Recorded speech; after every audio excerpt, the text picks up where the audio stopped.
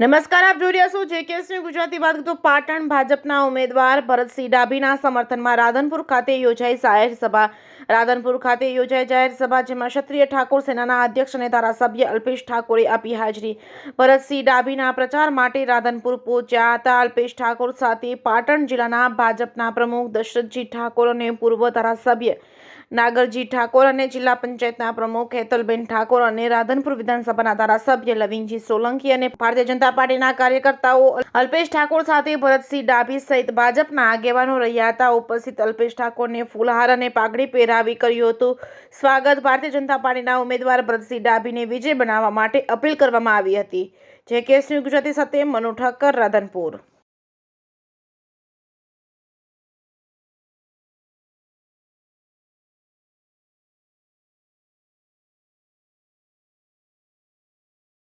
વિધાનસભામાં મારી અલગ અલગ તબક્કાવાર સભાઓ થઈ. લોકોમાં અનેરો માહોલ છે. આવી 41 ડિગ્રી ગરમીની અંદર ખરાબ બપોરે પણ હજારોની તાદાદમાં લોકો આવે છે. લોકોએ નક્કી કર્યું છે કે નરેન્દ્રભાઈને ખોબલે ને ખોબલે મત આપવા છે.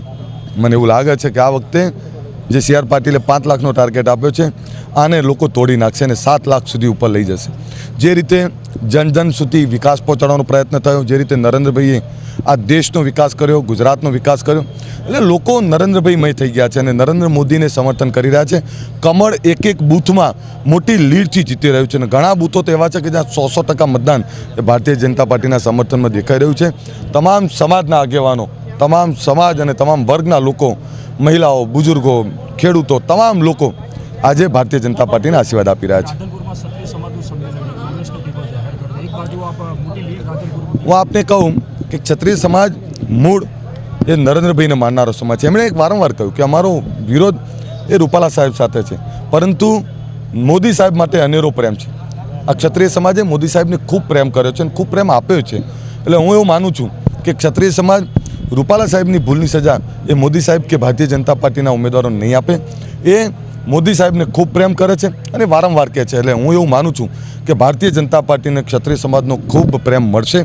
અને ક્ષત્રિય સમાજ તો બહુ બહોળા હૃદયનો, વિશાળ મનનો હૃદય છે, હૃદયવાળો આ સમાજ છે.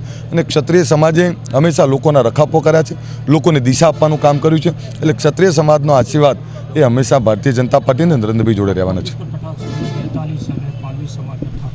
એટલે મારે એવું કહેવું છે કે ચૂંટણી કાલ પતી જવાની, કાલ 10 દિવસમાં પતી જવાની. પછી સમાજમાં વાળા સુકરા પાડો છો. સમાજમાં હા 100% બધાના અલગ અલગ ગોળ હોય, પણ સમાજને જુદો ના પડવા દેવો જોઈએ. તમે રાજનીતિમાં તમે કોંગ્રેસનું કરો, કોઈ ભારતીય જનતા પાર્ટીનું કરે, પણ મૂળ મુદ્દો એ છે કે સમાજને શું કરવા તમારી સસ્તી રાજનીતિની સસ્તા મત લેવા માટે પ્રયત્ન કરો છો.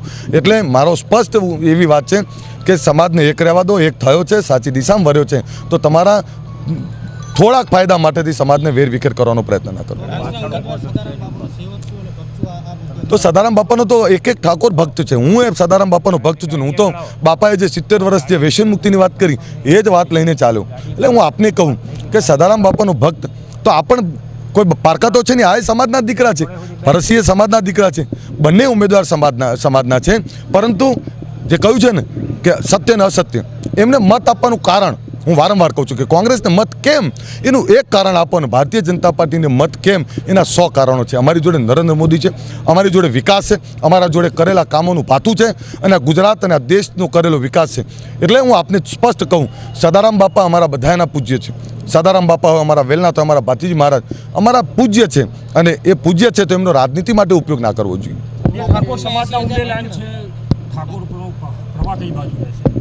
હવે એ તો સમાજ નક્કી કરશે, પરંતુ 100% આપને કહું 156 સીટો હોય ત્યાં જ ઠાકોર સમાજે નક્કી કર્યું હતું કે 156 સીટો હતી. એટલે ભારતીય જનતા પાર્ટી તરફ વળેલો સમાજ છે અને આ સમાજને પણ હવે સરકાર અને સરકારના લાભોને સરકારમાં રહી અને સરકારના છેવાડાના ગરીબ માણસો સુધી વિકાસ પહોંચાડવો છે ને એના પ્રયત્નો છે. એટલે કોઈ અત્યાર સુધીમાં શું થયું કે અત્યાર સુધીમાં અનેક મંત્રીઓ, મુખ્યમંત્રી બધું જ મળ્યું હતું, પણ કંઈ આપ્યું નથી. ફક્ત ઉશ્કેર્યા અને જે સુખી થયો છે એમ કહ્યું કે આ તારું લૂંટીને થયો છે, એને એ દિશા ના આપી કે આ સુખી થયો છે તો તને કેવી રીતે સુખી કરો. બીજા સમાજમાંથી પ્રેરણા લઈને સુખી થવાના સપના બતાવાય, એની દિશા અપાય. એની જગ્યાએ લૂંટવાનું દેખાડ્યું અથવા એમને શું કહેવાય, એમને અવળી દિશા આપવાનું બતાવ્યું. હું આજે આપને કહું ઠાકોર સમાજ સાચી દિશામાં વળ્યો છે અને સાચી દિશામાં વળ્યો છે ત્યારે ભારતીય જનતા પાર્ટીને નરેન્દ્રભાઈને ખૂબ પ્રેમ કરે છે.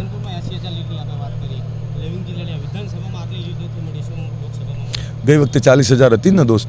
એટલે ગઈ વખતે 40,000 હતી. હું આપને આજે કહું, દાવાથી કહું કે રાધનપુર હું લડ્યો હોત તો આ વખતે રાધનપુરનો દરેક સમાજ એમણે નક્કી કર્યું હતું કે આ અમારો દીકરો છે અને અમારો દીકરો અમારા ટાપા કરવામાં કંઈ બાકી નહીં રાખતો. હું દાવાથી કહું કે 70-80,000 વોટથી જીતો. પણ આ વખતે હું હજી કહું કે આ વખતે એ મેણું ભાગી નાખશે અને કહ્યું છે કે જે વસવસો રહ્યો છે 70-80,000થી વધારેની લીડ એ અહીંયા મળશે. અને લવિંગજી કોઈને નડ્યા તો નથી ને, ભલો માણસ છે અને ક્યાંક 2 ટાપા ઓછા થયા હોય પણ કમળનો માણસ છે ને કમળનો માણસ ક્યારેય ખોટો ના હોય.